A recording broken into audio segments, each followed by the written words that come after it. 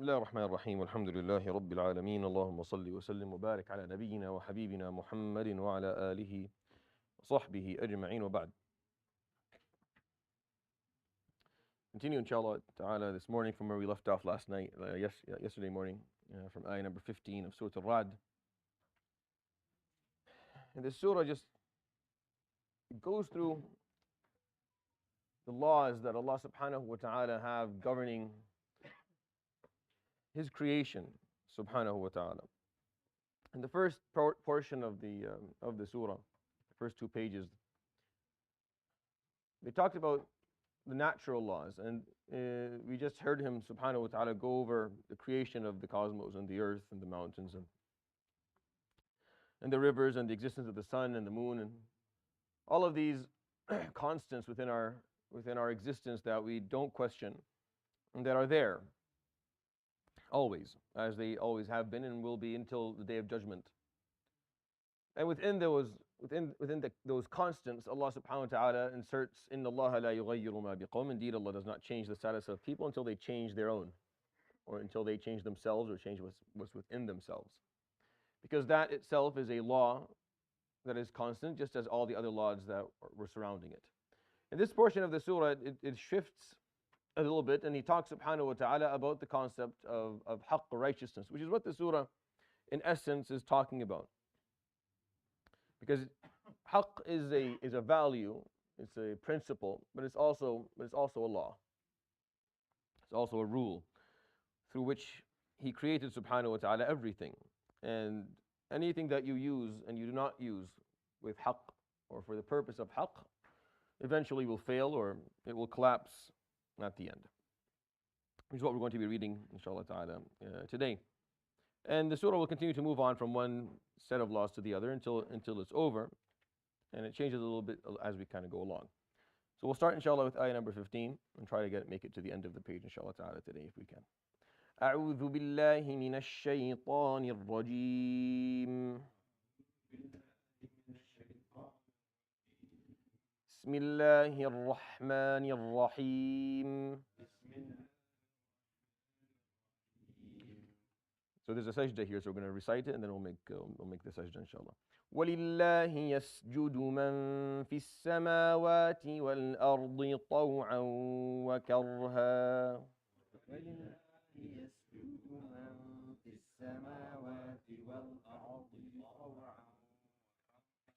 وَظِلَالُهُم بِالْغُدُوِّ وَالْآصَالِ.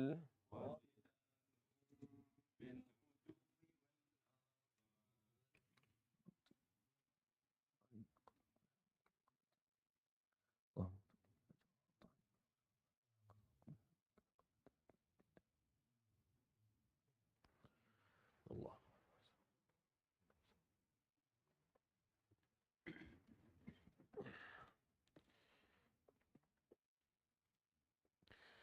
قل من رب السماوات والأرض قل الله.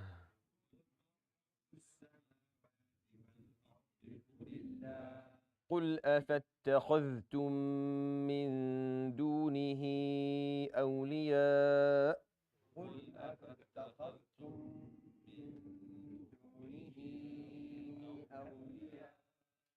لا يملكون لأنفسهم نفعا ولا ضرا.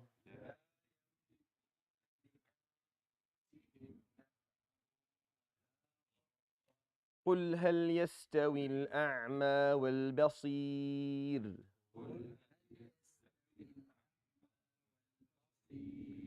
أم هل تستوي الظلمات والنور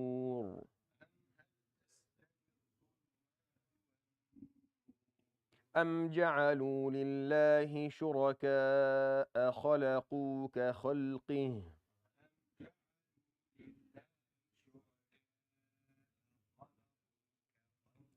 فتشابه الخلق عليهم قل الله خالق كل شيء وهو الواحد القهار. He says subhanahu wa ta'ala, وَلِلَّهِ يَسْجُدْ, and for the sake of Allah or towards Allah subhanahu wa ta'ala, everything prostrates. مَنْ فِي السَّمَاوَاتِ وَالْأَرْضِ, all that which is in the cosmos and all that on earth. They all do it in a way that either you understand or you don't. They don't all do it in the same way that we do, and it's not always comprehensible to us. And their tasbih and their sujood to Allah subhanahu wa ta'ala is the function that they perform. That is their tasbih and that is their sujood. Is for them to continue to function the way Allah subhanahu wa ta'ala commands them to function. That is their sujood. And if you understand that, then you understand what it is that we're supposed to be doing too.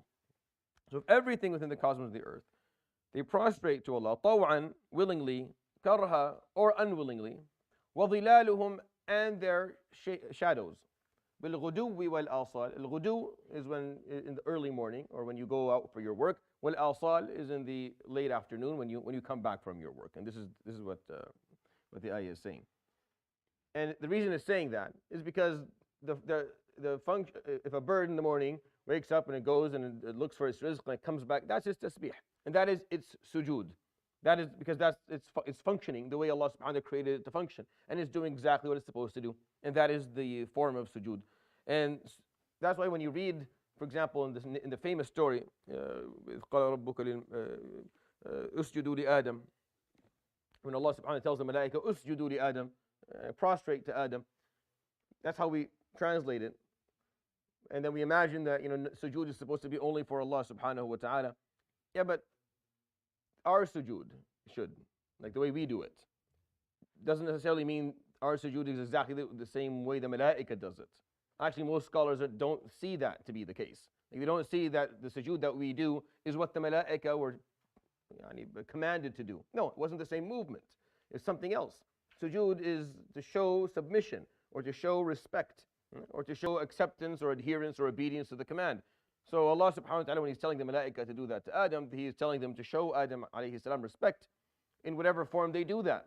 It doesn't necessarily mean that it actually does not mean that, because their sujood is different. Unless we are, the malaika and ourselves are equal and we're exactly the same, then their sujood is going to be different than ours, because our sujood is different than the sujood of the sun and the moon and the mountains and the animals. They do sujood because He says everything within the skies and the earth prostrate to Allah subhanahu wa ta'ala. Whether they do it willingly or unwillingly, knowingly or unknowingly, makes no difference.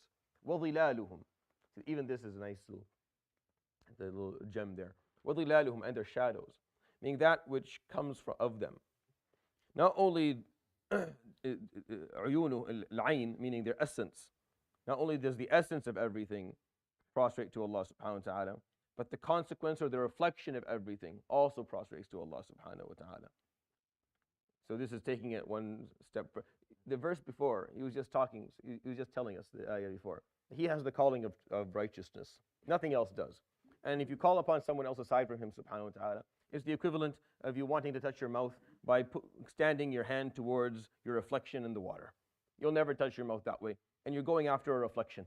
You're going after an illusion, something that isn't real. It's something that you see with your eyes, but it's not real. So here subhanahu wa ta'ala, to continue that thought or to continue that idea, is everything prostrates to Allah subhanahu wa ta'ala, even their reflections, even their shadows, even the part of them that is not necessarily them, but rather is just a reflection of them coming from something else that is external to them. Even that will prostrate to Allah subhanahu wa ta'ala and will show Allah subhanahu wa ta'ala submission in the form that Allah subhanahu wa ta'ala commands them to. The sun shows its submission, so shows its sujood by continuing to move in the direction that it moves in on a momentarily basis, as does the moon, as does the earth. Its sujood that continues to rotate around itself, and it continues to rotate around the sun the way Allah subhanahu wa ta'ala created it to. The water performs its sujood and its tasbih by continually function the way it does. It stays a liquid. It stays a liquid that we require to live. It could stop doing that. When you think about it, the elements of the universe we understand a little bit more now about these elements, but we don't really understand in depth exactly how they function and why they function the way they do. We don't. As the sun burns, and it burns high amounts of hydrogen and oxygen, and then yet if you put them together, it turns into water so you can drink it. But if you break them away from each other, then you have a flaming, burning star. Why is it that the different elements function in these different ways, and under what circumstances, and what temperatures, and what? Allahu alam. There's a lot of details that we still don't fully understand. Atoms don't touch one another. They don't. We're made out of molecules that are made out of atoms. Atoms don't touch each other. Molecules can't touch. We don't understand until this. When they talk about why it is that things don't mush amongst themselves, why these molecules will repel other. We don't understand all of this. Like, we are able to describe certain things. We're able to look at them on a molecular level and just describe, but we don't understand. In depth, we don't. Why they function the way they function. Why is it that something that is positive will repel another positive, or pull towards itself a negative? Ask a physicist. Ask someone who spent the entirety of his life studying this. Go to a PhD physicist and ask them, why is it that something that is positively charged will repel something that's positively charged, or bring closer to itself a negative charge? Because that's just how it is. That's how it is. That's the answer. The answer, that's how it is. Well, why? I understand that's how it is, but why does it do that? There's no construct for that question. There's no context for it. There's no way to answer it, because that's how they function. That's their sujood. That's their sujood. That's how they submit to Allah subhanahu wa ta'ala. That's what Allah subhanahu wa ta'ala commanded them to do. And because they do what they're told, things exist the way they do. And had they not done what they're told, things would stop. And Yawm al-Qiyamah, He will break all those laws, and that's why Yawm al-Qiyamah is Yawm al-Qiyamah. Because everything stops functioning. Everything stops functioning. Allah subhanahu wa ta'ala takes it all. يَطْوِي السَّمَاوَاتِ بِيَمِينِهِ وَيَطْوِي الْأَرَضِينَ بِشِمَالِهِ. He will fold the cosmos in His right, and He will fold the earths in His left, and nothing will function anymore. It's the biggest hit to our psyche or to our egos, Yawm al-Qiyamah, is al-Qari'ah. It breaks everything. It shatters reality. It shatters the fabric of reality as we know it, because nothing functions anymore. And then we'll fully realize that everything was just submitting to Allah subhanahu wa ta'ala in its own way, just in its own form. Not only do they submit to Allah subhanahu wa ta'ala, but their shadows do too. Even that which results from their existence, even their reflections submit to Him subhanahu wa ta'ala, because their reflections are merely a function of their existence that is sujood, so their reflections are sujood as well. Bil-ghuduwi wal-asal, in the mornings, in the evenings, and this is to talk about the fact that it's all day and it's all night. The tayr that leaves its nest in the morning comes back in the evening. That's its sujood. That's its function. It fulfills its function. And if we do our job, then that's your sujood. In salah, it's a very specific. In salah, when you say the word sujood in salah, it's a very specific usage. It's a usage of the word that is very, it's just regarding a ritual. The actual meaning of it, has nothing to do with the face hitting the ground. That's what it just looks like in salah. Your sujood is it's your ongoing and continuous submission to Allah subhanahu wa ta'ala with your lifestyle, with doing what you're here to do, fulfilling the purpose for which Allah subhanahu wa ta'ala created you. That's your sujood. It comes in the form of putting your face on the ground during the ritual of prayer. But outside the ritual of prayer, it continues. It's not something that stops. Everything is performing sujood at all times, and you should too. And so we should do this on an ongoing basis. It just presents itself in different ways as we go along. He continues subhanahu wa ta'ala, قُلْ مَنْ رَبُّ السَّمَاوَاتِ وَالْأَرْضِ قُلِ اللَّهِ. Say, who is the Lord of the cosmos and the earths? قُلِ اللَّهِ. Say, it's Allah. قُلْ. Make this argument with them. أَفَاتَّخَذْتُمْ مِن دُونِهِ أَوْلِيَاءَ. So is it the fact that you took aside from Him subhanahu wa ta'ala, اتخذتم, that you took something for yourself or you established something? It doesn't necessarily didn't come from an authentic source. It's just something that you decided to do. اتخذتم من دونه أولياء. You decide to establish for yourself aside from Him awliya. Awliya are supporters or associates or those who stand by you. That's what a wali is, an ally, really. The concept of wilaya is having an allegiance or having an ally or an alliance with someone. So you're going to choose someone who's an ally for you aside from Allah subhanahu wa ta'ala. لا يملكون لأنفسهم. They do not own for themselves نفعا, benefit, أو ضر, or harm. They don't have the ability to bring upon themselves benefit, nor do they have the ability to bring upon themselves harm. The concept, the problem with shirk, and I've talked about this a couple of times, and it's in the Quran a lot because it's a real issue, is that when you look at the world and you see it through the lens of a multiple layered authorities, when you see it through multiple layered authorities, where in order to get things done, you don't have to go to one source, but rather you can go to different sources. The purpose of that, if all these sources had the exact same ruling at all times, it defeats the purpose of there being multiple sources or multiple authority figures. If they all do the exact same thing, they carry the exact same amount of authority, and they have the exact same rulings for every given situation, then it defeats the purpose of there being more than one. Then you need one. You have one. There's no need of having 1,000 if they're exactly the same at all times. It's one. The only purpose for having more than one would be if there's more than one level of authority that will give different rulings, or will offer different laws or different ways of accessing things. And that's what the human being wants, or that's what the mushrik wants. The mushrik doesn't want to have to go to the same source for every question. He would like for there to be different sources for different questions so he can get different answers. So if this doesn't work here, it can work there. When you think about it, is it similar to someone who goes to different, for example, shuyukh for a fatwa? اتخذوا أحبارهم ورهبانهم أربابا من دون الله. When Allah subhanahu wa ta'ala talks about other faiths, they took their ahbar, their scholars, their ruhban, their clergy, arbaban, they took them as gods aside from Allah subhanahu wa ta'ala. When you do that with no knowledge at all, meaning you're not basing your decision at the end on any level of comprehension or an evidence-based argument, then it is borderlining this problem. It's very similar to it. If you heard, I heard this answer from this sheikh, I didn't like it, so I'm going to look for someone else who will say something different. And you're not interested in the argument behind any of it. Like, you don't care what pieces of evidence is being used. You don't care about the argument. You just want someone to say what it is that you want to hear. Then it kind of borderlines similarly what the mushrikeen were doing. They were looking for different sources. They wanted different answers for the different questions that they had, because the answer that you get from Tawheed, especially for values and for principles and for bigger questions, is going to be the same every time. It's a standard that's quite high. So they look for a wali. They look for someone to say, oh, you don't have to do all of that. Salah, it's 5 times a day. You don't need all 5 times. You're okay. We'll take care of you. I have pull. Yawm al-Qiyamah, you can just do what you want. It's okay. Just stay with me. Just stay on my side. Just continue to offer your offerings. Just bring your offerings over to me. I expect 5, 6, maybe up to 10% on a monthly basis. And aside from that, don't worry. Yawm al-Qiyamah. This is what has happened historically all across the globe for a very long time, regardless of what faith you're looking at. This is the mentality that has existed everywhere. It's just easier that way, because any book that has any form of teaching within it is usually quite rigid and quite strict and quite clear, and it's very functional. But people don't want to do it. But Israel said it to Musa's face. سمعنا وعصينا. No. Go back. Figure something else. وَاسْمَعْ غَيْرَ مُسْمَعٍ وَرَاعِنَا. You need to change this. This is way too hard. What is this? What are these 10 commandments? How are we going to do all this stuff?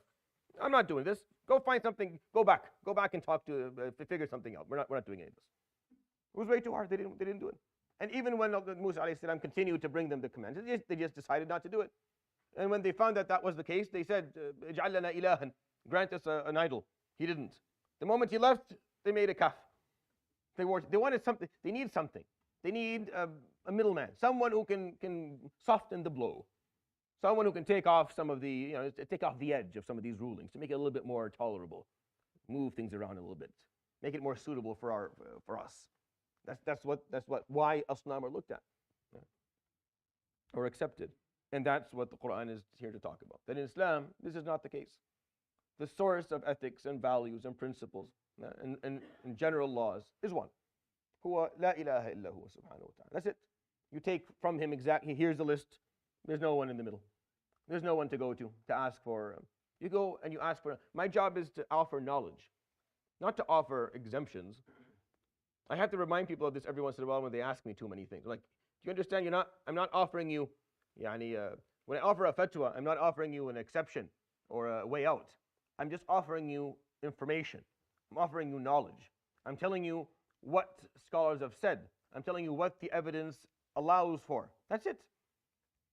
And then you have to make a decision based on that, whether you're going to accept this opinion with this amount of knowledge or that one, especially when we're talking about contemporary issues, old issues that scholars within the madhahib have broken down. You can take an opinion from any of those opinions, you'll be fine. But that's all we're offering, just knowledge. I don't have any, I don't have like a book where I can write down, Fulan, khalas, I exempted him. I have zero. It's none of my business. And contemporary issues, you carry Yawm al-Qiyamah. I don't carry. You ask me for my opinion, I give you, here's the breakdown, here's the evidence. Now you have to decide. If you do it, or you accept this ruling, you carry it Yawm al-Qiyamah. I don't carry it for you. We carry the simple stuff, the ritual-based opinions that exist in books of fiqh that are supported by 100,000 scholars historically. That we can carry. If I make wudu, if I do this before this or that before after that, is my wudu so okay? It's fine. If there's an opinion in the books, you don't have to. But when it's a new issue, no. When it's a contemporary issue, when it's controversial, no. I explain to you, then you have to choose. This is the algorithm. You have to decide whether this works or it doesn't work for you. You have to go back and read and say, this makes sense to me, because Yawm al-Qiyamah you're going to be asked, why did you do this? You can't say, well, I spoke to the... No. You're on your own. I have nothing to do with this. I explained to you the evidence. That's it. We just make sure the knowledge is there. What people want is this model. This model is nicer. Just have someone who will have a guy. Go back to the Middle East, everyone has a guy for something. Whatever you want to get done, I have a guy. Yeah. What do you need? Your car's broken? Yeah. You need paperwork to get through a specific ministry? I have a guy. He'll take care of it. Right? We love that. So much fun. Life is so much easier. We feel very good about it too. You want to have a lot of guys, people who can do stuff for you, so it feels good. So when it came to judgment and punishment and reward, they needed a guy. The prophets were never that guy. The prophets did not function as the guy who was going to take care of things for them. No, the prophet came and explained things, all of them. Alayhimu salatu wassalam ajma'in. Conveyed the message. When people came and tried to, you take, I want a new house, what do you need? And the prophets were like, no, I need nothing from you. La as'alukum alayhi ajra. I don't want money from you. I want your time and your commitment. Yeah, that sounds like a lot of work. Any other arrangement that would work here? No. So it becomes, people don't like that. So they find something else. It's not just Banu Israel. They're just the example that we have in the Quran. Every people did the same thing. Be careful in your mind to allow that to be you. Just beware. That does not at any point become, because we all tend to go in that direction if we're allowed to, or if we find a way to do it. No. The relationship here is between you and Allah subhanahu wa ta'ala directly. He explains, and you learn, and you commit yourself. And that's it. Do not look for a wali aside from him subhanahu wa ta'ala. Look for an ally in him subhanahu wa ta'ala, not aside from him. Someone who can water things down a little bit for you. Get you. We did this, even as Muslims, we did this. You look, the concept of his intercession, alayhi salatu wasalam. One of the most beautiful concepts that we have in our deen is shafa, alayhi salatu wasalam. It's a beautiful thing. He will offer it to his ummah, alayhi salatu. He held on to it. He refused to make a dua during his life that would change anything. That would change anything for himself, for the people around him whom he loved, because he wanted to hold on to it so he could make dua yawm al-qiyamah for his ummah. So he could say under the throne of Allah subhanahu wa ta'ala when he prostrates on the day of judgment to say ummati, ummati, and then this will be something that we all benefit from. Sallallahu alayhi wa sallam ajma'in. But it's not this. It's not something that you can say, I don't have to commit myself. As long as I love him or I know him, alayhi sallam, I'll be fine. I'll be fine because he'll do shafa'ah for me. That's not what this is for. It's not. No one offers shafa'ah yawm al-qiyamah except with the permission of Allah subhanahu wa ta'ala. It's through his permission subhanahu wa ta'ala. The Prophet alayhi salam is not interested in offering shafa'ah to someone who Allah subhanahu wa ta'ala is not permitting him to do so. Yeah. In his heart, he wants all of his ummah to make it to Jannah. That's what he wants, alayhi salatu wasalam. But he won't go against Allah subhanahu wa ta'ala. Yeah. He will not perform shafa'ah for someone that Allah subhanahu wa ta'ala says no. And to imagine that that's the case and use that as a reason to sit back and do nothing or have no commitment or have no energy towards serving Allah subhanahu wa ta'ala means we completely misunderstood this whole story. If you truly loved him alayhi salatu wasalam and you're emulating him, then you would have very little time in your life to sleep because you're trying to keep up with the amount of energy that he projected and that he showed You have very little time to waste because you're trying to live the way he lived, and the way he lived is almost impossible to imitate. No one can do what he did, alayhi salatu wasalam. When you actually study his life, it's hard to understand. It's hard to understand someone functioning that way on a daily basis all throughout his life. It's very, very hard to understand, even before his prophecy, alayhi salatu wasalam. It's very difficult. But if you truly loved him, then that would be your lifestyle. So we look for ways to water things down. قُلْ أَفَاتَّخَذْتُم مِّن دُونِهِ أَوْلِيَاءَ لَا يَمْلِكُونَ لِأَنفُسِهِمْ نَفْعًا وَلَا ضَرًّا. You shouldn't have done that. قُلْ, say, هَلْ يَسْتَوِي الْأَعْمَى وَالْبَصِيرُ? Is it equal, the one who can see and the one who is blind? أَمْ هَلْ تَسْتَوِي الظُّلُمَاتُ وَالنُّورُ? Or is light and darkness equal? No, they're not equal. These situations are not equal. The one who can see and the one who is walking blindly. The light and darkness they're not similar statuses or similar states. Or is it am ja'alu? These are all questions. These are rhetorical questions that the Prophet ﷺ is being told to ask the mushrikeen. Am ja'alu lillahi shuraka? Or they gave associates to Allah subhanahu wa ta'ala. Khalaqu ka khalqihi. And they created creations similar to the creation that He created. فَتَشَابَهَ الْخَلْقُ عَلَيْهِمْ. And now they're confused of who is Allah's creation and who is the creation of the associates that they claim for Him. قُلِ اللَّهُ خَالِقُ كُلِّ شَيْءٍ. See, Allah subhanahu wa ta'ala is the creator of everything. No one created anything at all. The only one who created is Allah subhanahu wa ta'ala. And everything that you see around you and that you ever thought about or heard of is His creation. And the only thing that's not a creation is Allah subhanahu wa ta'ala. And everything that you may think is an associate is a creation of His subhanahu wa ta'ala. So they can't carry the status of associate. وَهُوَ الْوَاحِدُ. And He is the one and only. Al-Qahhar, the subduer subhanahu wa ta'ala. And these are names, some will be talked about and some will be talking about inshallah over the next few weeks. And this is the argument he's given alayhi salatu wasalam. Say, who is the Lord of the cosmos and the earth? Say it's Allah. Then ask them, did you take upon yourselves, aside from Allah, allies that have no ability to bring upon themselves benefit nor harm? Ask them, is the blind and the seeing equal? Is a state of enlightenment and a state of darkness equal? Or is it that they found associates to God that created like He did, and now they're confused of what is God's creation and what is theirs? Say there's only one creator who created everything, and He is the one, and He is the subduer, and everything else they're just dhilal. Everything else are just shadows. Everything, we're just shadows. We're just here for a little bit. كان الله ولا شيء معه ولا شيء غيره, as the hadith of the Prophet صلى الله عليه وسلم. كان الله, when people of Yemen came to him and said, Ya Rasulullah, علمنا, tell us about Allah subhanahu wa ta'ala. كان الله ولا شيء غيره. There was Allah and there was nothing else.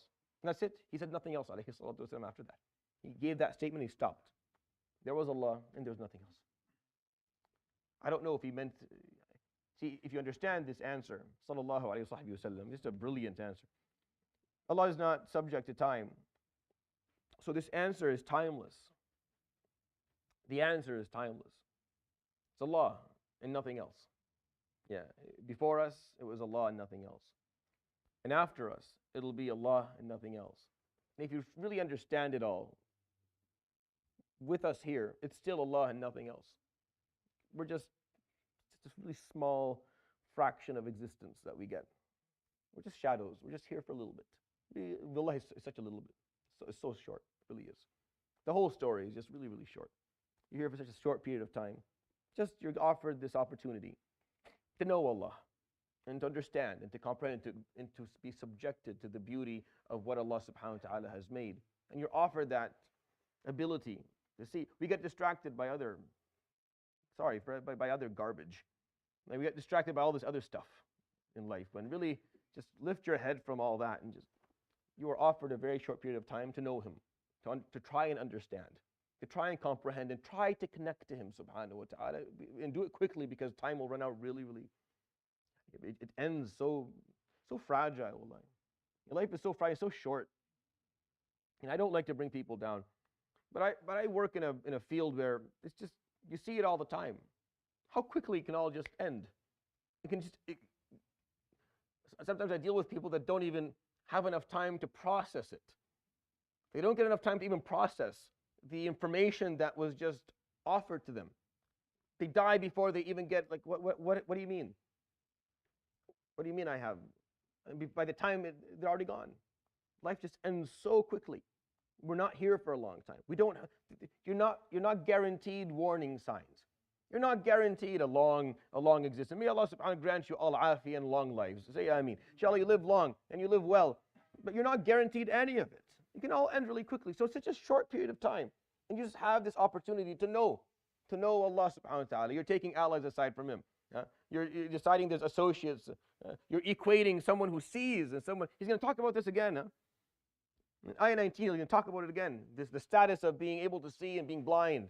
He's not talking about, this is not literal blindness and literal ability to see. It's the figurative. It's that insight. It's the ability to see things for what they are. See them for what they are, not just see them. It's easy to look at something and say that's a mountain, but you see it for what it is. You actually understand what that is and where it came from and what purpose it serves and what that means to you. If you can't see that, it's as if you didn't see it. It's as if you didn't see it. It doesn't matter. It's like it's not even there, wallahi, to you. If you can't see things for the reality of what they are. And that's what Allah subhanahu wa ta'ala is saying here. Ask them, what are they doing? They're taking allies, they're taking associates. What are you equating? There's one. I created everything. He is al-wahid, He is al-qahar. What are you wasting your time doing? Leading to this absolutely magnificent example or parable that we're going to recite, inshallah, so in ayah number 17. We'll move on to that, inshallah. أنزل من السماء ماء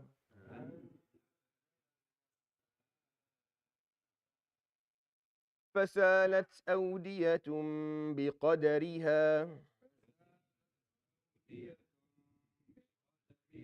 فاحتمل السيل زبدا رابيا ومما يوقدون عليه في النار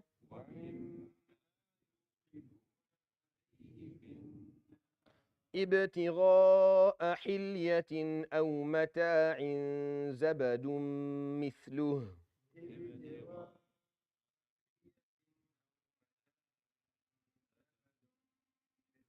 كذلك يضرب الله الحق والباطل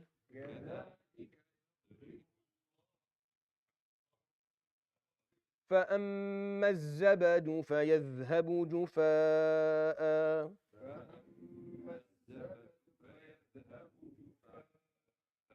وأما ما ينفع الناس فيمكث في الأرض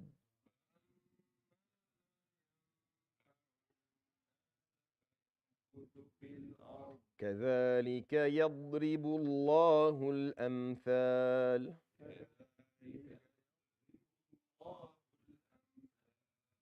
This is a beautiful, beautiful verse. This is what he says. أنزل من السماء ماء. He descended from the sky water. فسالت أودية.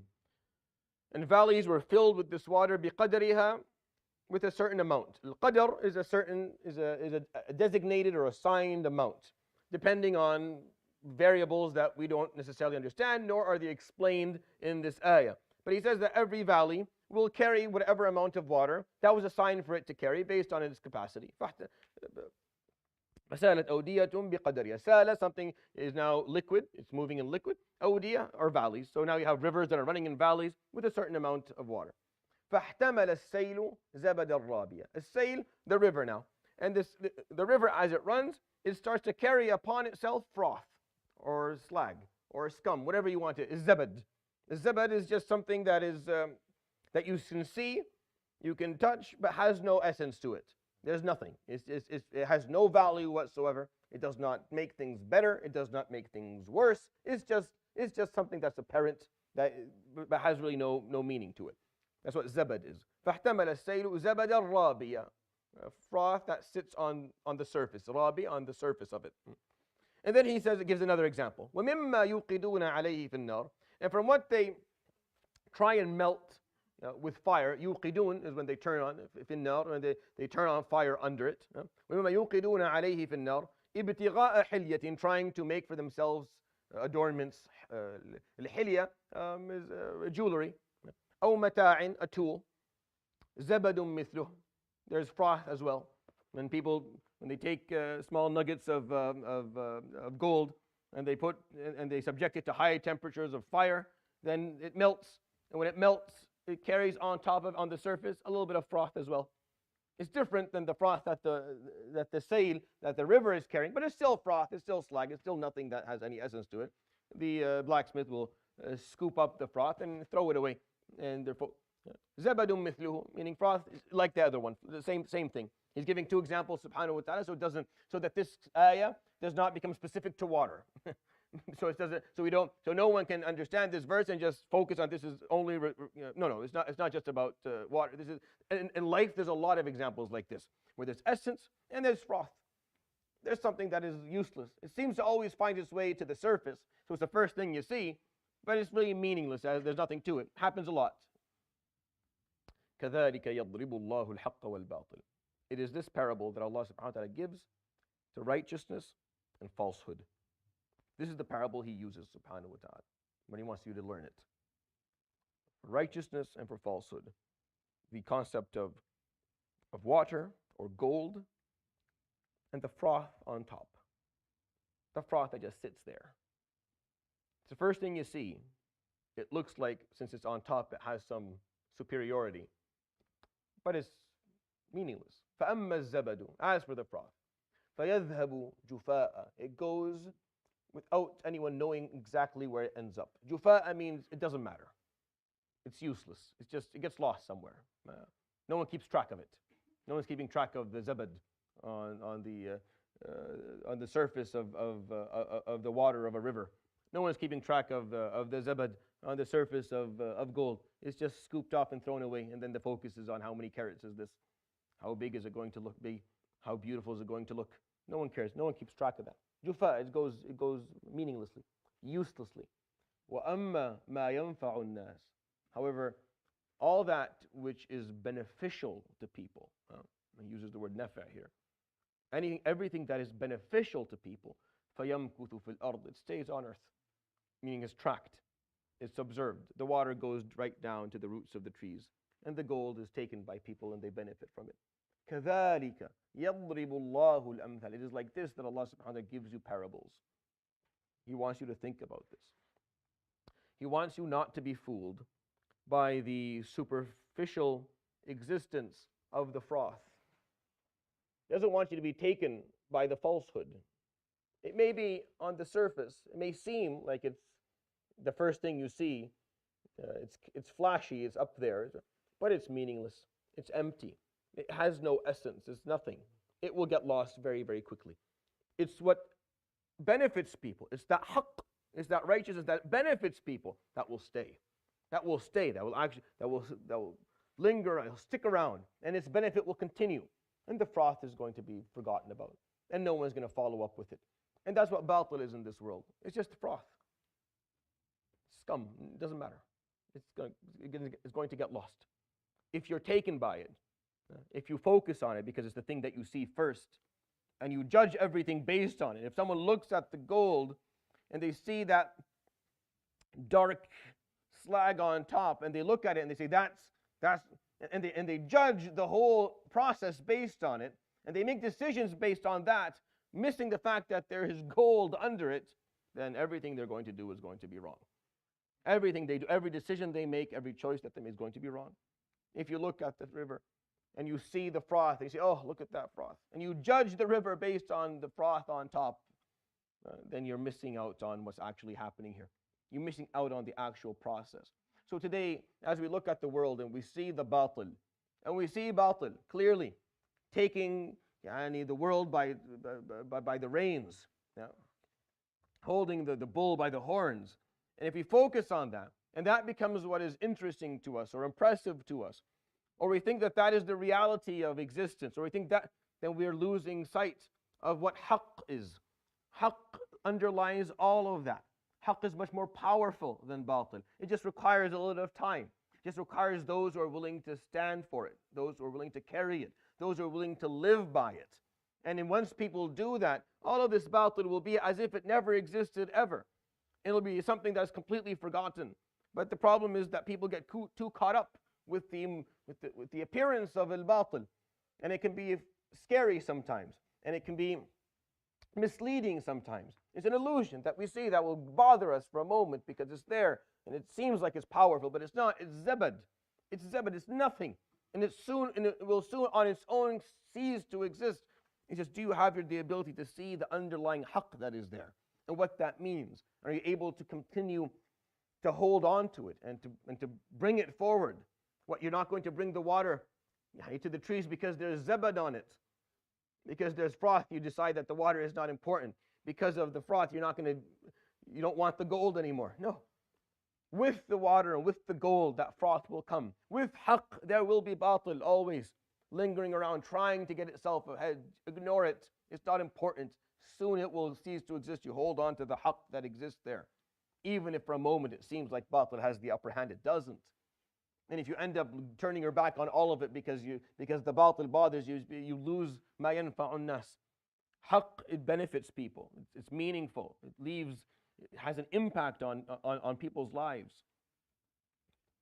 What you carry in your hand, what I carry in my hand is the ultimate haqq. This is the haqq. People benefit from this. If people live by it, they benefit from it. There are so many people who don't know anything about it. But if they were to know something about it and they followed it, it would be beneficial to them. It would change their lives. It would make their lives way better. But who's going to do this? Who's going to make sure that this haqq arrives where it needs to? That's a whole different story. That's a whole different problem that we're not even remotely close to fixing. But this is the parable he gives, subhanahu wa ta'ala. Do not be fooled by the superficial existence of batil that is temporary and that is meaningless and that doesn't do anything. And focus on the haqq that exists in the essence, that will be there and always will be there and will be beneficial. Just find a way to hold on to it yourself.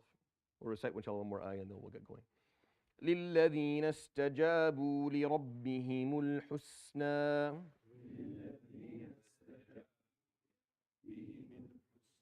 وَالَّذِينَ لَمْ يَسْتَجِيبُوا لَهُ لو أن لهم ما في الأرض جميعا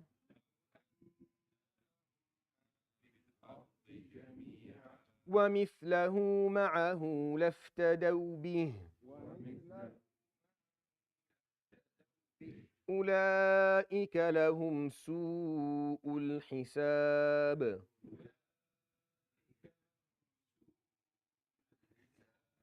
ومأواهم جهنم وبئس المهاد.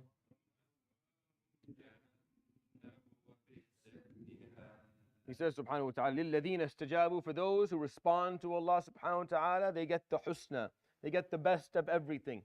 And we talked that the word ihsan is excellence, and al-hasan is good in contrast to evil. And al-husna is the best. Al-husna is the ultimate best. الذين استجابوا لربهم الحسنى. Those who respond to Allah subhanahu wa ta'ala will only get the best. That's the haqq. That's the haqq. On top, there's a lot of difficulty. There's a lot of challenges, obstacles. That's the froth. That's the froth. These difficulties and challenges and hardships, and that's the froth. If that's all you see, then you didn't see the haqq that underlies it. You didn't see the haqq that underlies all of that. The haqq that underlies is that those who respond to their Lord will find the husna. They will find the best of everything. That's what's waiting for them. That's the haqq that underlies it all. Yes, on top, it comes with sacrifice and commitment and grit and work and difficulties and rejection and failure. That's what's on top, but that all goes away. You don't carry any of that with you in life. No one sits here remembering. No one in their 60s sits around remembering every difficulty and every challenge and they remember what they were able to do at the end, what they were able to achieve, how far they got, how hard they pushed. That's what they remember, because that's the haqq. The difficulties that came, you forget about most of them. You don't remember even. Someone will come and remind you, remember that time when and you go, yeah, that was a very hard time in my life. They don't even remember that occurred to begin with. They do remember, however, that they persevered and they stuck to what they were doing, and they ended up being able to achieve something for themselves. Because in our lives, the froth is forgotten too. You forget about it. What you remember is what matters. That's what you remember at the end. Remember what you were able to achieve, if anything was achievable for you. If you get caught up with the zabad, and that's all you think about, if all you're thinking about is how you got screwed, forgive me, or how you got conned, or you got fooled, or how life didn't give you the hand that you wanted, or how when you worked towards something, it didn't happen, so you spent the rest of your life upset. People drink themselves through life because they lost on an opportunity. That's being focused on the zabad. It's the froth. What are you doing? Focus on the work. Keep on moving. Just keep on moving. Just get up again and try again. Eventually things will work out to a point where you'll see the haqq and you'll be able to enjoy it. That's the haqq. لِلَّذِينَ اسْتَجَابُوا لِرَبِّهِمُ الْحُسْنَى. That's the haqq. Respond to your Lord. He'll give you husna. That's the haqq. Everything else is froth. It's meaningless. All the other stuff, it goes away. Who in Jannah is remembering the difficulties and the challenges and the hardships and the misfortunes? No one is. No one in Jannah is wasting time remembering how hard it was. No. They're focused on what the haqq that they're subjected to. They're subjected to the ultimate haqq there, the beauty of it. They don't remember any of that stuff because that was froth. They knew it. Because they knew that, they were able to get there. And if they don't know that, and if you don't know that, then you won't get there. وَالَّذِينَ لَمْ يَسْتَجِيبُوا لَهُ. And those who didn't respond to him. لَوْ أَنَّ لَهُم مَّا فِي الْأَرْضِ جَمِيعًا. If they owned everything within the earth. If they owned the earth. لَوْ أَنَّ لَهُم مَّا فِي الْأَرْضِ جَمِيعًا. Everything that exists on earth, all of the loot, all the bounty on earth, if they owned it all. وَمِثْلَهُ مَعَهُ. And they had another earth right beside it, and they owned everything in that one as well. لَفْتَدَوْا بِهِ. They would offer it as ransom for themselves from punishment. Because that would be the froth, wouldn't it? You own some things in dunya. You had a house, you had a car. Let's say you're really rich. You own like huge pieces of property. It doesn't mean anything. That's just the froth. It's going to go very soon. Because soon you're going to die, and then your heirs will take the inheritance, and then their heir will take their inheritance, and then they'll sell the whole property and go, and someone else will live in your space. No one cares. What do you think I care who lived in my house when it was built? I will look it up and sure, I don't care who lived in my house before. It doesn't matter to me. He probably has a lot of memories in this house. If I walk around and say, this is where my first son was born, this is where I don't care. It means nothing to me. And when I die, he won't care either. Whoever comes next won't care about me, what I did. But the question is, do I care? Do I care? Do I think this house this is it? This is the most important thing that I have? I have to focus on this. I have to love this. I have to cherish it. Only as a ni'mah from Allah. Only as seeing it as this is your blessing. So I cherish it because it's your blessing. It means nothing to me though. You take it, you want something, give me something. What matters is what comes later. If I owned, because on the day of judgment, if I owned 2 earths worth of property, I would say take it. Just don't let me see Jahannam. I just don't want to be. يُبَصَّرُونَهُمْ يَوَدُّ الْمُجْرِمُ لَوْ يَفْتَدِي مِنْ عَذَابِ يَوْمِئِذٍ بِبَنِيهِ وصاحبته وأخيه وفصيلته التي تؤويه ومن في الأرض جميعا ثم ينجيه كلا. They get to see it. So when they see it, they start offering. They start offering the ransom from punishment. They offer their children. Here, take my kids. Burn them. Not enough? Here, take my spouse. Here are my siblings. Here's my family, my tribe. Here's everyone on earth. Here, burn all them. Just not me. And the answer is kalla. What did this person see? What did this person see that caused them to react in such a horrible way? It's a horrible way. Do you notice in this verse he doesn't talk about parents? Right? Do you notice that? He didn't talk about parents. Why? Because that would be uquq. At that point they understand that they can't do that. They can't offer their parents. That will make Allah subhanahu wa ta'ala even more upset. It will bring upon themselves Allah's wrath even more, so they don't say their parents. They'll run away from them. يَوْمَ يَفِرُّ الْمَرْءُ مِنْ أَخِيهِ وَأُمِّهِ وَأَبِيهِ. They'll run away from them. That's fine, but they won't offer them because that's a lie, and I can't do that. But they'll offer everyone else. Here, take them all, burn them all. Just not me. If you had 2 pieces of earth, 2 earths, here, take it. That's froth, because that was all froth. That meant nothing. What you owned, what you had, your possessions, it means nothing. It's nothing. It's in your hands for a few days. Then it's going to be taken away, given to someone else. So while the time is through the time is in your hand, see the haqq within it.